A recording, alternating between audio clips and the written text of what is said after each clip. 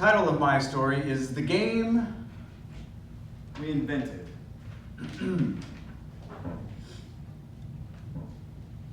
It's the bottom of the 14th inning, and the game was tied. The sun was setting, we were tense, we were sweating.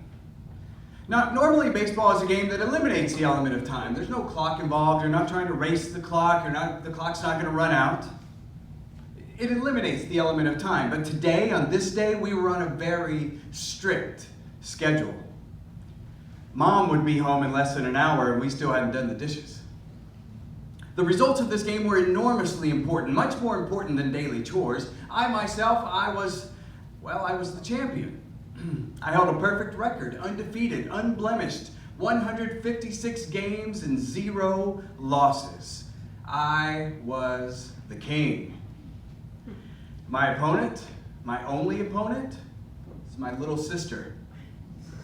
10 years old, she had never beaten me. This could be the moment of her lifetime. This could be a coming-of-age tale for her. This could be the formative years of her competitive life. The day that she turned the corner and beat her big brother for the very first time. For the rest of her life, she could remember this event as the moment of triumph, the moment that she found herself, the moment that she believed in herself, the day that she pulled herself up from her bootstraps and clipped her 10-year-old wings and began to fly out of the nest. From this moment forward, her social skills, they might improve, and boys might begin to notice her. There'd be no more bullies, no remorse, no backing down. From now on, all things for her would be accomplishable.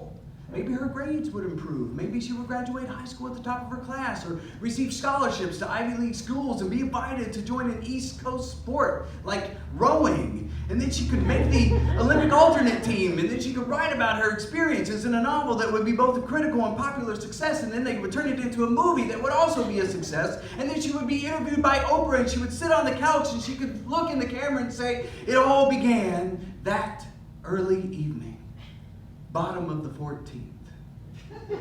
Sweaty and tense when I beat my 16-year-old brother at our homemade baseball game." Now, it's true that I was 6 years older than her, but this little 10-year-old, she had a competitive streak. It was like she was Attila the Hun reincarnated. She was mean, and she was dirty, and she was smart, and she used every single tactic at her disposal. I would say, "Jessica, could you please just get out of my room?" She goes, "I'm out of the room. The doorway is here. The line is here. I'm out. What are you going to do?" And I didn't get any great satisfaction out of winning. I mean, I didn't need to win. I was an accomplished high school athlete. By the time I began my junior year, I had 3 varsity letters in 3 different sports. I was already a winner. I was an accomplished athlete. I didn't need to win, but I held all these bragging rights at home. And if she won, that little one with that competitiveness, who knows what sort of teasing, sadistic animal would be unleashed. So I didn't need to win, but there was no way that I could afford to lose. Now, it was a game that we had invented. It was one-on-one, indoor, Nerf, ping pong, baseball. Now, I'm not sure how we developed the game, but I do know that we started using that little foamy Nerf ball, a little lighter than air, so that we wouldn't break anything. It was soft and squishy, and since it was just the 2 of us, we were allowed to throw that little foamy guy right at each other to get an out. In fact, it was the only way to get an out. And then we used the ping pong paddles that were bigger than normal so that we could actually have a chance at hitting the ball, and they were light, so my being stronger was never a factor in my winning. The way to win at this game relied heavily on hitting the ball in these unexpected areas and have it ricochet around the room like unstable electrons and then land in some obscure area like underneath the couch or mixed in with the unfolded laundry, or my personal favorite, high up on the bookshelf. That was a major spot for my home run record, so she couldn't get up there. And then eventually she got smart and stacked up the cushions really high, got up there, and then threw me out before I got home. So my home run record decreased considerably after that.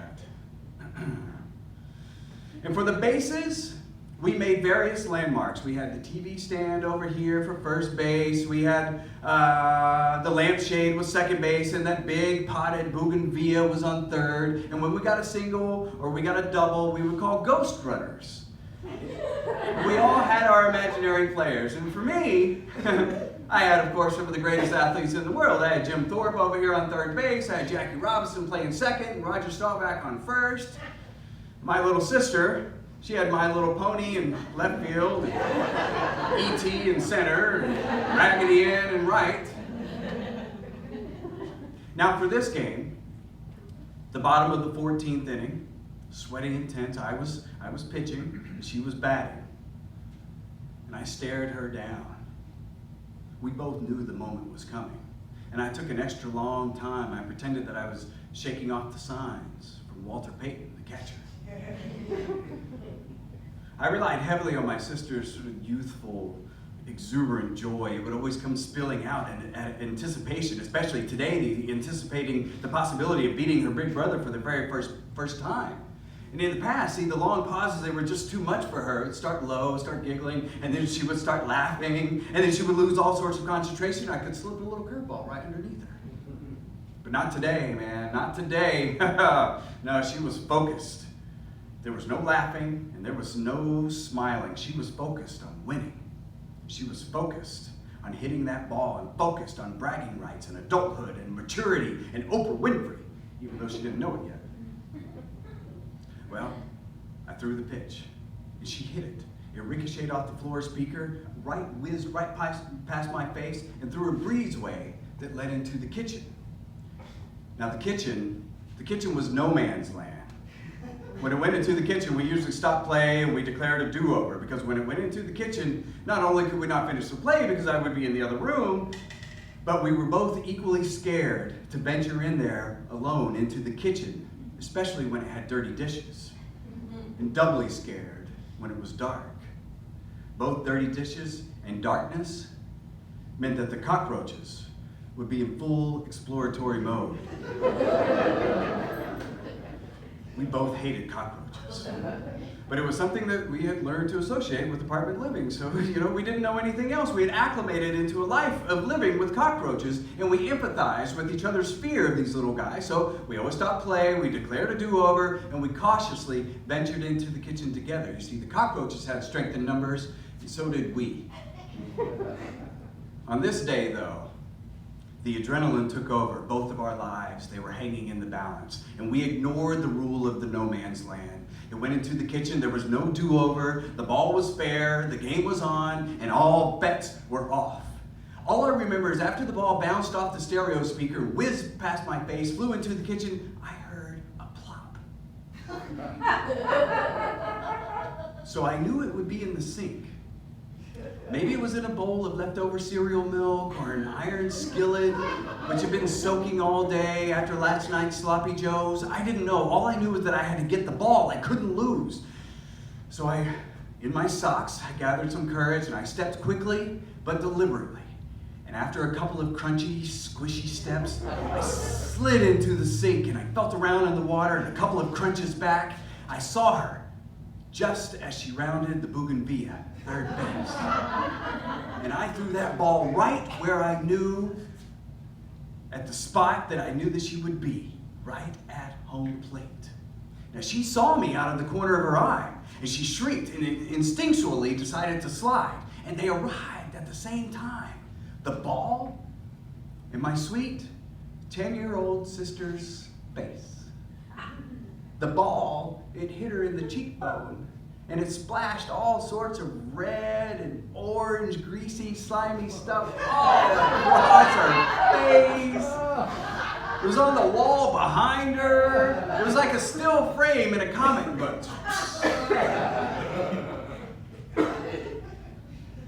All three of us stopped.